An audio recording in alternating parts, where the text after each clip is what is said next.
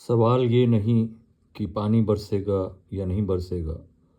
सवाल ये भी नहीं मैं जीऊँगा या नहीं।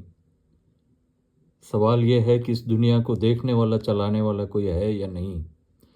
यदि नहीं तो फिर इस अंधी दुनिया में अंधों की तरह जीने से क्या फ़ायदा।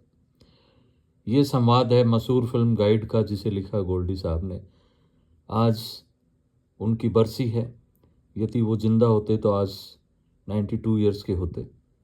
गोल्डी साहब का जन्म 22 जनवरी 1934 को गुरदासपुर में हुआ।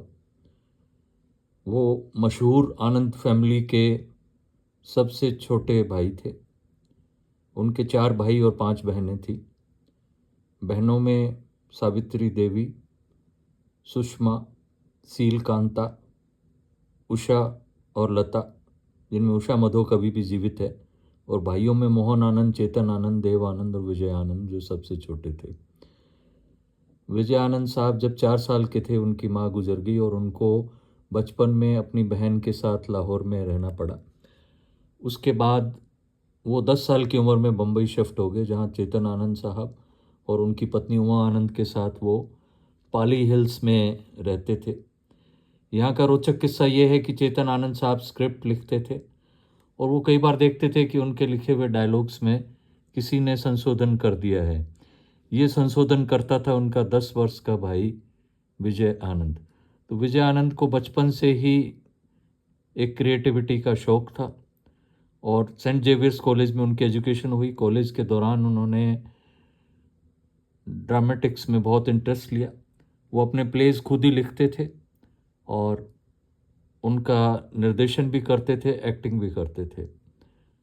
विजय आनंद साहब के बारे में 2-3 बातें मैं ज़रूर कहूँगा। एक तो ये कि वो धुन के बहुत पक्के थे और दूसरा ये कि वो जो ठान लेते थे ज़रूर करते थे।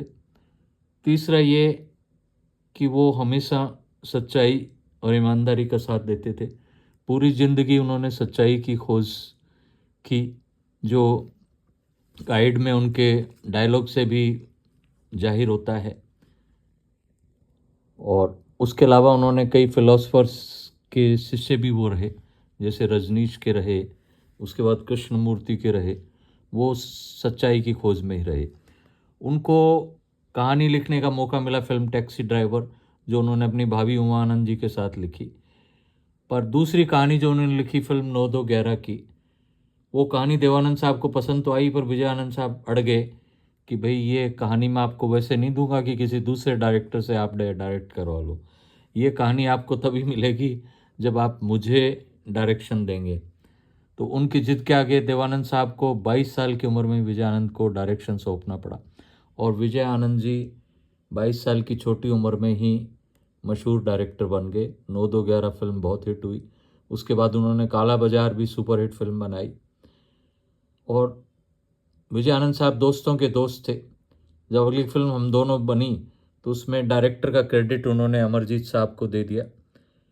हालांकि सब ये मानते हैं कि फिल्म को एक्चुअली गोल्डी साहब ने ही बनाया था। गोल्डी साहब की काबिलियत को देखकर नसीर हुसैन साहब ने भी उनसे अपनी फिल्म तीसरी मंजिल का निर्देशन करने को कहा। तीसरी मंजिल की कहानी आप पहले सुन ही चुके हैं कि फिल्म में पहले देवानंद साहब ही थे। देवानंद, आशा पारिक, निर्देशन करना था गोल्डी साहब को। पर एक दिन झगड़ा हो गया एक पार्टी में देवानंद साहब और नसीर हुसैन साहब में, वो जो बहुत ही अनयूजुअल बात है। दोनों ही परफेक्ट जेंटलमैन थे। देवानंद साहब और नसीर हुसैन साहब ऊंची आवाज़ में बात करें ये तो संभव नहीं है, पर जैसा कि हम सुनते हैं उनमें झगड़ा हुआ और देवानंद साहब ने छोड़ दी फिल्म तीसरी मंजिल और फिल्म अल्टीमेटली की शम्मी कपूर साहब ने, पर डायरेक्टर विजय आनंद साहब ही बने रहे। तीसरी मंजिल के दौरान भी जो विजय आनंद साहब की जिद थी उसका एक उदाहरण है।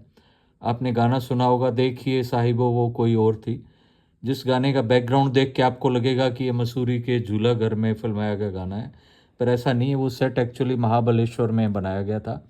उसी दौरान गाइड की शूटिंग भी चल रही थी, जिसके संदर्भ में गोल्डी साहब को बार बार न्यूयॉर्क जाना पड़ता था। नसीर हुसैन जी ने कहा कि भाई आप अगर जाओगे न्यूयॉर्क तो पीछे से इस गाने की शूटिंग मैं कर देता हूँ। तो गोल्डी साहब ने कहा नहीं, पूरी फिल्म मैं ही बनाऊँगा।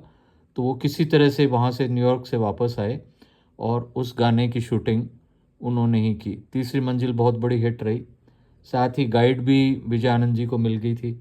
गाइड का आप जानते हैं, देवानंद जी ने हिंदी और इंग्लिश दोनों वर्जन साथ बनाने की कोशिश की थी, जो एक्सपेरिमेंट उनका अच्छा नहीं रहा, क्योंकि चेतन आनंद साहब और इंग्लिश निर्देशक डैनियल वेस्की साहब में अक्सर कहा सुनी होती रहती थी, उनका बीच में तालमेल नहीं था।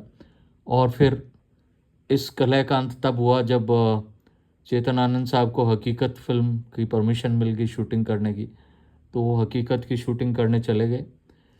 देवानंद साहब ने गोल्डी से कहा भी गोल्डी साहब अब आप इसकी शूटिंग कर लो, तो उन्होंने मना कर दिया कि भाई मैं कोई डेनियल्सकी का असिस्टेंट डायरेक्टर नहीं हूँ, मैं ये फिल्म बनाऊँगा तो अलग से बनाऊँगा हिंदी वर्जन, और पूरी इसकी कहानी मैं दोबारा लिखूँगा। उनकी जिद के आगे देवानंद साहब को झुकना पड़ा, और एक ही सब्जेक्ट पे, एक ही नॉवल पे, एक ही हीरो, एक ही हीरोइन पर 2 फिल्में बनी, एक इंग्लिश में एक हिंदी में, और दूसरी पटकथा लिखी गई, पूरी पटकथा दोबारा लिखी विजय आनंद ने। और आप जानते हैं कि गाइड एक ऐसी शानदार फिल्म बनी जिसे विश्व की महानतम फिल्म भी कहा जाता है। उसके बाद आगे ज्वेल थी, बहुत बड़ी हिट रही, और जॉनी मारिया नाम की तो कोई बात ही क्या करें, वो तो देवानंद साहब के कैरियर की सबसे बड़ी हिट थी, कमर्शियल सक्सेस थी। उसके साथ साथ एक परिवर्तन होता है 1970 का दशक आते आते। विजय आनंद साहब खुद प्रोड्यूसर बन जाते हैं और वो एक्टिंग भी करते हैं। उन्होंने तेरे मेरे सपने बनाई, छुपा रुस्तम बनाई जिसमें एक्टिंग की, पर तेरे मेरे सपने और छुपा रुस्तम में उनको देवानंद साहब का सहारा लेना पड़ा, क्योंकि देवानंद साहब ही मुख्य हीरो थे तेरे मेरे सपने में और छुपा रुस्तम में भी। पर उन्होंने इंडिपेंडेंटली भी फिल्म बनाई अपने बतौर हीरो, डबल क्रॉस और दो चोर, जो कि ज़्यादा चली नहीं। उसके बाद उनको और फिल्में मिली, जैसे बाहर की फिल्में थी जो मैं तुलसी तेरे आंगन की और कोरा कागज़, ये फिल्में बहुत हिट रही। पर इन फिल्मों में गोल्डी साहब को पूरा क्रेडिट इसलिए नहीं मिला कि ये महिला प्रधान फिल्में थी, इनमें नायिका का रोल ज़्यादा प्रधान था, इसलिए गोल्डी साहब को क्रेडिट बहुत ज़्यादा इनका नहीं दिया गया। उधर देवानंद साहब अपना डायरेक्शन खुद करने लगे थे, तो विजय आनंद साहब ने बाहर की फिल्मों को डायरेक्ट किया, जैसे ब्लैकमेल उनकी बड़ी हिट फिल्म साबित हुई। उसके बाद उन्होंने राजपूत और राम बलराम में काम किया। राजपूत और राम बलराम में जब वो काम कर रहे थे तब ज़माना बदल चुका था, स्टार सिस्टम आ गया था, बहुत से स्टार्स होते थे जो बहुत कम समय देते थे, कई शिफ्ट में आते थे, तो उनके लिए जैसी तैयार होती स्क्रिप्ट और असिस्टेंट जैसा काम करते, फटाफट काम करके चले जाते, जो विजय आनंद साहब की स्टाइल के अनुकूल नहीं था। वो तो ये चाहते थे कि एक दृश्य को बहुत दिनों तक सोचें, उसको सजाएं, संवारें, उसको बार बार लिखें और फिर उसमें अभिनय करवाएं, जबकि उस वक्त के बहुत बिजी स्टार वो कई फिल्मों में काम कर रहे होते थे, उनके नाम से ही फिल्में चलती थी, तो वो इस तरह के स्टाइल से काम नहीं करना चाहते थे, तो उनको फिर एडजस्ट करने के लिए विजय आनंद साहब को बहुत जल्दी जल्दी ये फिल्में बनानी पड़ी। और कई बार क्या इनमें कंटिन्यूटी नहीं रहती थी, बहुत टाइम लग जाता था, शूटिंग करने की जल्दी ज़रूर होती थी पर फिल्म लंबे समय में पूरी होती थी, क्योंकि अगली बार जब वो डेट देते थे तब तक बहुत समय निकल चुका होता था। तो इन सब बातों को देखते हुए गोल्डी साहब का मन भर गया था बॉलीवुड से, और उन्होंने जो और 2 उल्लेखनीय फिल्में बनाई उनका मैं जिक्र करूंगा। एक तो मैं तेरे लिए, जिसमें सुनील आनंद साहब हीरो हैं, बहुत अच्छी फिल्म थी। और एक और फिल्म उन्होंने बनाई जो उनकी लास्ट फिल्म थी, जाना ना दिल से दूर, जिसमें देव साहब हीरो हैं। पर जाना ना दिल से दूर अभी तक रिलीज़ नहीं हो पाई, तो हम जो फ़ैन हैं देवानंद साहब के और गोल्डी साहब के, उनको ये अफसोस है कि ये फ़िल्म क्यों नहीं अभी तक रिलीज़ हो पाई। हम चाहेंगे कि ये फ़िल्म हर हालत में रिलीज़ हो। इस शब्दों के साथ मैं विजय आनंद साहब को श्रद्धांजलि देता हूँ। Thank you very much.